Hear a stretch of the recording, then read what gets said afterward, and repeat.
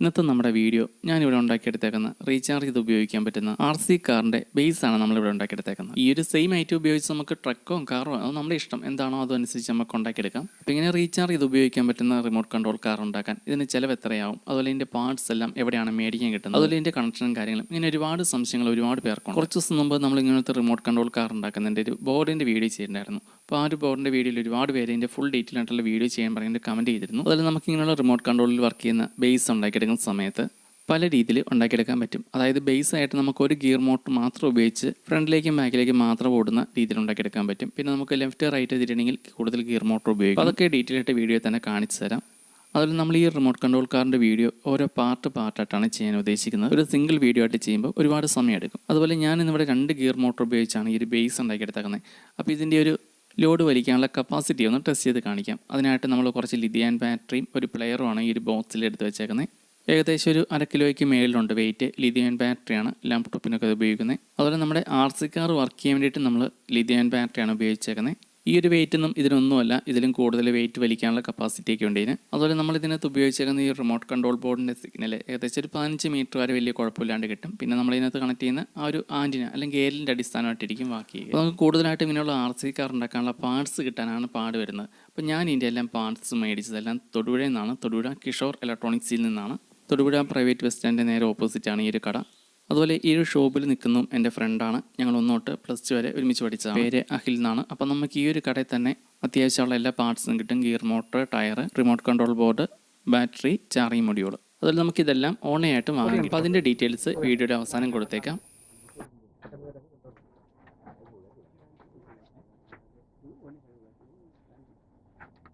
Tyre number അല്ല ഓണത്തിന്, മറ്റേതിന് 70, ഇതിന് 50, 80. മറിക്കോട്ടോ. ഞാൻ ഈ ഒരു കടയിൽ നിന്ന് 3 ഗിയർ മോട്ടറും 4 ടയറും മാത്രമാണ് മേടിച്ചിട്ടുള്ളത്. ഗിയർ മോട്ടറിന് ഒരെണ്ണത്തിന് 80 രൂപയും ടയറിന് ഒന്നിന് 50 രൂപയാണ്. അതുപോലെ ഗിയർ മോട്ടറിനും ടയറിനും ഓൺലൈനാണ് വിലക്കുറവ്. ഓർഡർ ചെയ്തിട്ട് വെയിറ്റ് ചെയ്യാനുള്ള മടി കൊണ്ടാണ് ഞാൻ കടയിൽ നിന്ന് വാങ്ങിയത്. അതുപോലെ ബാറ്ററിയും ചാർജിങ് മൊഡ്യൂളും നമ്മൾ നേരത്തെ മേടിച്ച് ഓൾറെഡി ഉള്ളതുകൊണ്ട് നമ്മൾ വേറെ സെപ്പറേറ്റ് ആയിട്ട് വാങ്ങിയിട്ടില്ല. അതിൻ്റെ ഡീറ്റെയിൽ കാണിക്കാം. നമ്മളിന്ന് വാങ്ങിയേക്കുന്ന ഗിയർ മോട്ടർ 3 എണ്ണം, അതുപോലെ ടയർ മാത്രമാണ് വാങ്ങിയിട്ടുള്ളൂ. ഇതിൻ്റെ റിമോട്ട് കൺട്രോൾ ബോർഡും ഈ ഒരു ഷോപ്പിലുണ്ട്. നമ്മളിത് മേടിച്ചിട്ടില്ല.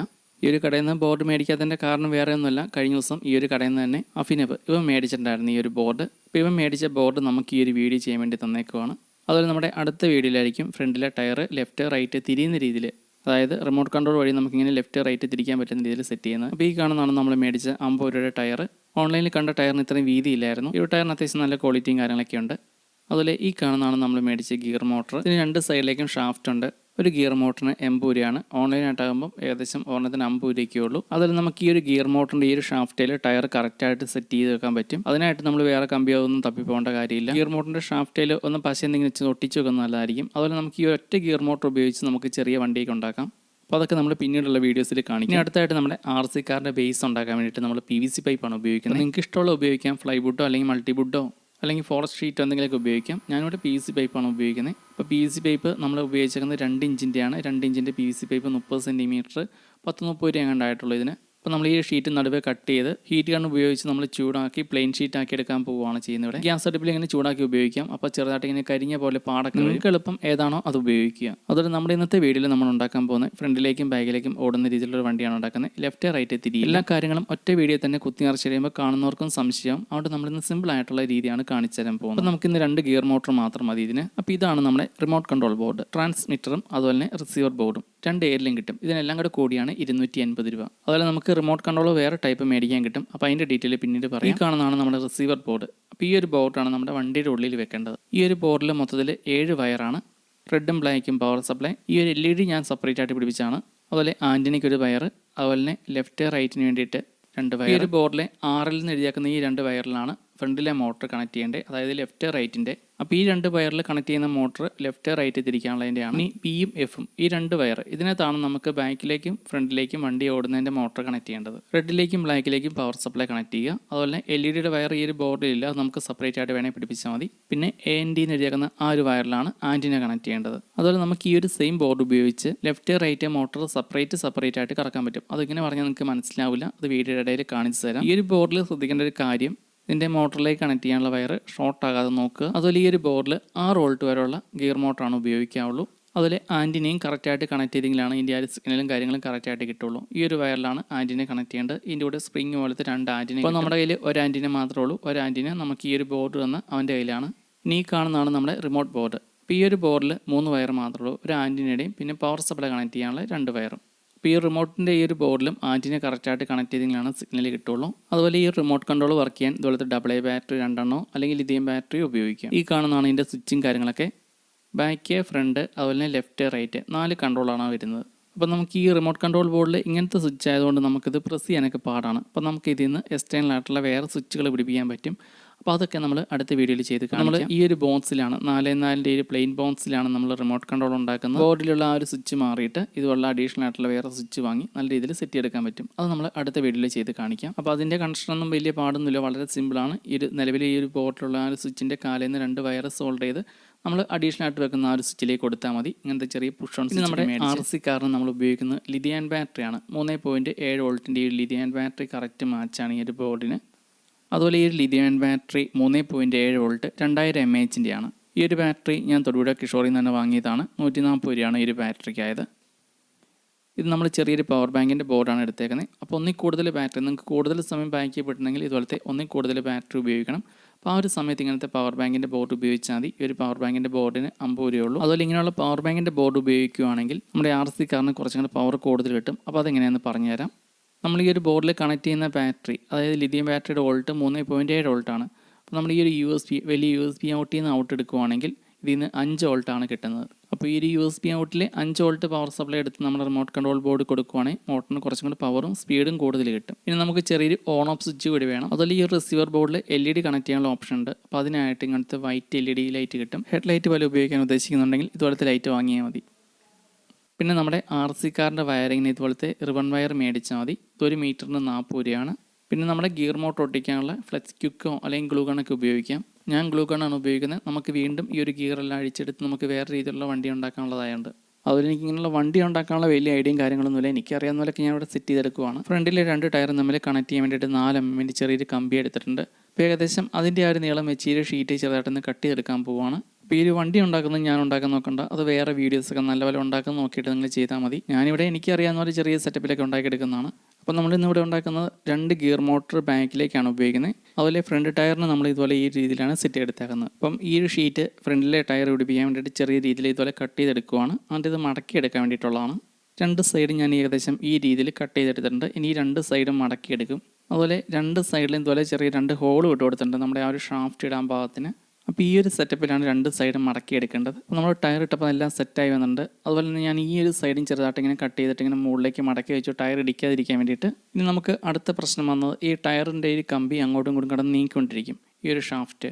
അപ്പോൾ ഇതിനെ നമുക്ക് അങ്ങോട്ടും ഇങ്ങോട്ടും നീങ്ങാത്ത രീതിയിൽ സെറ്റ് ചെയ്ത് വെക്കണം. അപ്പോൾ അതിനായിട്ട് ഞാനിവിടെ 2 സ്ക്രൂ ഗ്രിപ്പാണ് എടുത്തേക്കുന്നത് 6 mm. അപ്പോൾ ഇതിൻ്റെ ഈ ഒരു തലക്കത്തെ ഈ ഒരു ഭാഗം കട്ട് ചെയ്തിടാനാണ് ഉദ്ദേശിക്കുന്നത്, 2 പശയിട്ട് ഒട്ടിക്കാൻ. അപ്പോൾ 2 പീസ് അങ്ങനെ കട്ട് ചെയ്തെടുത്തിട്ടുണ്ട്. കട്ട് ചെയ്തെടുത്തേക്കുന്ന ഈ 2 പീസും ഈ ഒരു ഷാഫ്റ്റിലേക്ക് വട്ടം ഇങ്ങനെ ഇട്ടിട്ടുണ്ട്.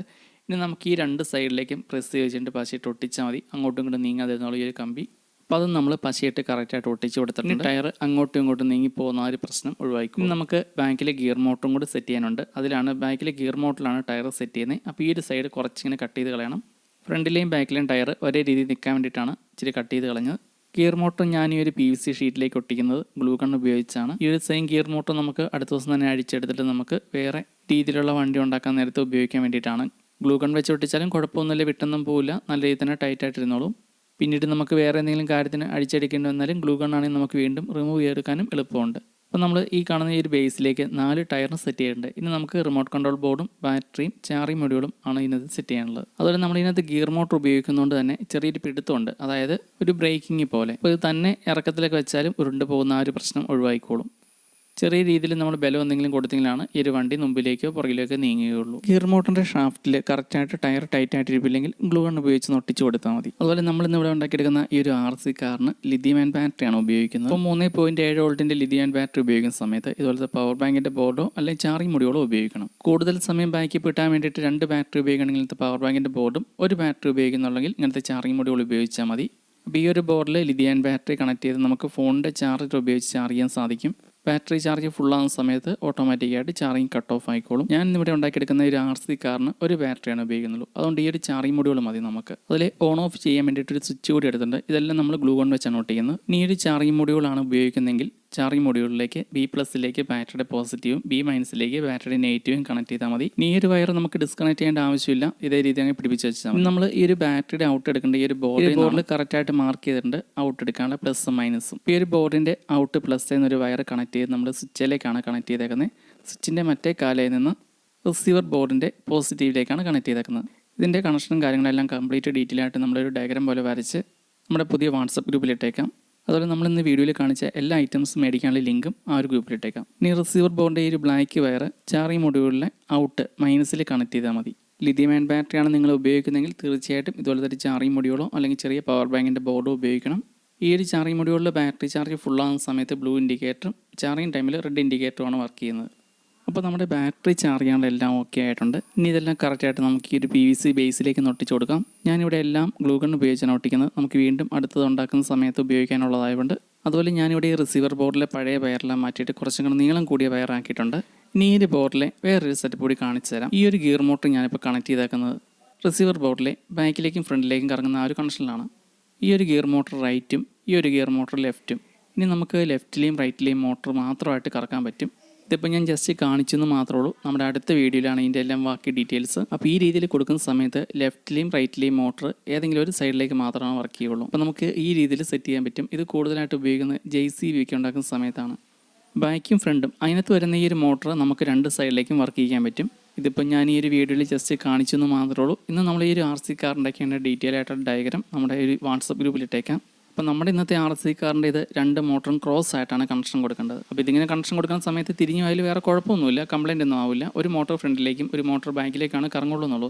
അപ്പോൾ നിങ്ങൾക്ക് അത് അങ്ങനെയാണ് വരുന്നതെങ്കിൽ തിരിച്ചു കൊടുത്താൽ മതി. അപ്പോൾ ഇതിൻ്റെ കണക്ഷനും കാര്യങ്ങളൊക്കെ ഏകദേശം കംപ്ലീറ്റ് ആയിട്ടുണ്ട്. റിസീവർ ബോർഡിലെ ഫ്രണ്ടിലെയും ബാക്കിലെയും ആ ഒരു കണക്ഷൻ എടുത്ത് നമ്മൾ നേരെ ഗിയർ മോട്ടറിലേക്ക് കണക്ട് ചെയ്തിട്ടുണ്ട്. രണ്ട് ഗിയർ മോട്ടറിനും സെയിം കണക്ഷൻ തന്നെയാണ് കൊടുത്തത്. അതുപോലെ ഇങ്ങനെയുള്ള ചെറിയ റിസീവർ ബോർഡിൽ ഒരേ കണക്ഷൻ അല്ലെങ്കിൽ ഒരേ ചാനലിൽ രണ്ട് മോട്ടർ കൂടുതൽ കണക്ട് ചെയ്തിരിക്കുന്നതാണ് നല്ലത്. അതുപോലെ നമ്മൾ ഇന്നുണ്ടാക്കിയെടുത്തേക്കുന്ന ഈ ഒരു റിസീവർ ബോർഡിൽ ലെഫ്റ്റ് റൈറ്റിൽ അവിടെ കണക്ഷനൊന്നും കൊടുത്തിട്ടില്ല. അത് നമ്മൾ അടുത്ത വീഡിയോയിലാണ് ഇതിൻ്റെ ലെഫ്റ്റ് റൈറ്റിൻ്റെ കണക്ഷൻ കൊടുക്കുന്നത്. അതുപോലെ റിസീവർ ബോർഡിൽ LED കണക്ട് ചെയ്യാനുള്ള ഒരു ഓപ്ഷൻ ഉണ്ട്. അപ്പോൾ ആ രണ്ട് പോയിന്റിൽ നിന്ന് നമ്മൾ രണ്ട് വയർ സോൾഡർ ചെയ്ത് LED ഓർണം ഫ്രണ്ടിലേക്ക് കണക്ട് ചെയ്തിട്ടുണ്ട്.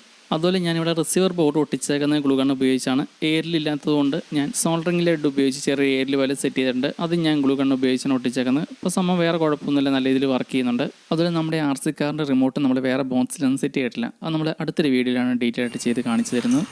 ഞാനിതിൻ്റെ ബോഡി പോലെയൊന്നും പണിയാൻ ഉദ്ദേശിക്കുന്നില്ല. ഇതിൻ്റെ ബേസ് പോലെ ഉണ്ടാക്കി എടുത്തേക്കുന്നതാണ്. ഇനി അടുത്തൊരു വീഡിയോയിൽ നമുക്ക് വേറൊരു മോഡൽ ഉണ്ടാക്കി കാണിക്കാം. നമ്മുടെ കഴിഞ്ഞ ഷോർട്ട് വീഡിയോയിൽ ഒരുപാട് പേര് കമൻറ്റ് ചെയ്ത് സിമ്പിളായിട്ട് ഉണ്ടാക്കാൻ പറ്റുന്ന രീതി കാണിച്ചു തരാനായിരുന്നു. അപ്പോൾ അതുകൊണ്ടാണ് നമ്മൾ ഈ രീതിയിൽ ഉണ്ടാക്കിയേക്കുന്നത്. അതുപോലെ നമ്മുടെ അടുത്ത വീഡിയോയ്ക്ക് ഒരു ഗിയർ മോട്ടർ കൂടി വേണം. 4 ഗിയർ മോട്ടർ ഉണ്ടെങ്കിലാണ് പരിപാടി നടക്കുകയുള്ളൂ. അതുപോലെ അടുത്ത വീഡിയോയിൽ റിമോട്ട് ഉണ്ടാക്കുന്ന വീഡിയോയ്ക്ക് ആയിട്ട് കാണാം. ഇന്നത്തെ വീഡിയോയിൽ നമ്മൾ പരിചയപ്പെടുത്തിയ ഗിയർ മോട്ടർ, ടയർ, ഇതിൻ്റെ remote control board, battery, charging module ഇതെല്ലാം മേടിക്കാനുള്ള ലിങ്ക് നമ്മുടെ വാട്സപ്പ് ഗ്രൂപ്പിലിട്ട്. ഇതിൻ്റെ റിമോട്ട് കൺട്രോൾ ബോർഡാണെങ്കിലും റിസീവർ ബോർഡാണെങ്കിലും കണക്ഷനും കാര്യങ്ങളൊക്കെ വളരെ സിമ്പിളാണ്. നമ്മുടെ ഇന്നത്തെ വീഡിയോ ഇത്രയൊക്കെ തന്നെയുള്ളൂ. എന്തെങ്കിലും സംശയങ്ങളോ കാര്യങ്ങളോ ഉണ്ടെങ്കിൽ കമൻറ്റ് ചെയ്യുക. അതുപോലെ നമ്മുടെ ഇന്നത്തെ വീഡിയോ ഡിസ്ക്രിപ്ഷനിൽ പുതിയ വാട്സപ്പ് ഗ്രൂപ്പിൻ്റെ ലിങ്ക് മാത്രമാണ് ഇടുന്നുള്ളൂ. അപ്പോൾ ആ ഒരു ഗ്രൂപ്പിൽ നമ്മളിങ്ങനെ വീഡിയോയിൽ പരിചയപ്പെടുത്തുന്ന സാധനങ്ങളിലെല്ലാം ലിങ്കാണ് ഇടുന്നത്. മെസ്സേജൊക്കെ അഡ്മിനുള്ളിൽ മാത്രമായിരിക്കും. ഇപ്പോൾ ജോയിൻ ആയാലും ഓവറായിട്ട് മെസ്സേജ് കാര്യങ്ങളും വരുമെന്ന് ഓർത്ത് പേടിക്കേണ്ട. അപ്പോൾ ഇനി പുതിയൊരു വീഡിയോ ആയിട്ട് വീണ്ടും കാണാം.